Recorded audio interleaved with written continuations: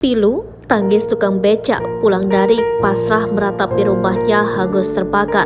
Orang tua baru meninggal. Kisah pilu tukang becak di Sulawesi Selatan dapati rumah hangus terbakar saat pulang kerja, padahal hidup seorang diri. Video tersebut viral setelah diunggah oleh sejumlah akun media sosial, salah satunya akun Twitter @sosmedkeras. Sosok tukang becak adalah pria bernama Nasir. Dalam video itu tampak Nasir yang baru pulang kerja menarik becak. Dirinya datang dengan becaknya dan langsung kaget melihat mobil damkar di depan rumahnya. Sementara itu para tetangga sudah ada di lokasi. Nasir langsung turun dan melihat kondisi rumahnya. Wajahnya syok bercampur dengan sedih.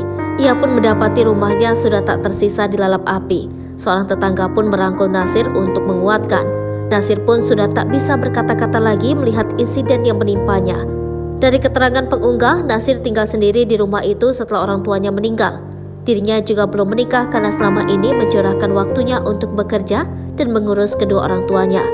Peristiwa itu sendiri terjadi di Jalan Syekh Yusuf, lingkungan Matirowali, Kelurahan Tuwung, Kecamatan Baru.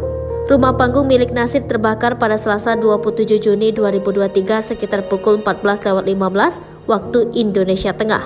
Saat terjadi kebakaran, Nasir sedang bekerja menarik becak. Diduga api muncul karena korsleting listrik saat ditinggal kerja. Kisah Nasir ini pun menarik banyak simpati dari netizen. Bupati Baru sendiri sudah meninjau lokasi dan sudah BPBD untuk membantu menyiapkan kebutuhan bagi Nasir.